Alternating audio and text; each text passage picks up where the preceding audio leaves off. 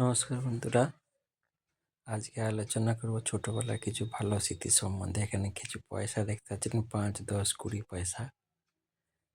এখনকার ১ টাকা ২ টাকাও রেখেছি, ৫০ পয়সাটা পাইনি আর ২৫ পয়সা পাইনি। ওগুলো রাখলে ভালো হতো। এখন ৫ পয়সায় আগে টিকটিকি লজেন্স হতো, এমনি লজেন্স হতো। ১০ পয়সায় ভালো লজেন্স, একদম যেগুলো চকলেট লজেন্স, ৫০ পয়সা করে দাম, যেগুলো পাওয়া যেত। আর ৫০ পয়সায় তো ভালো আইসক্রিম হতো।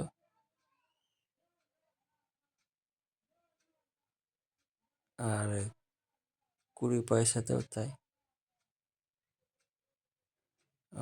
আর ১ টাকায় ভালো পেট ভরে খাবার পাওয়া যেত। চাল ডাল ১ কেজি চাললে হয়তো ১ টাকায় হয়ে যেত।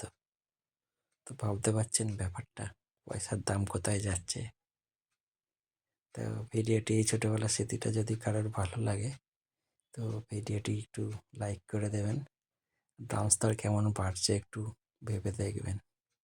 ধন্যবাদ।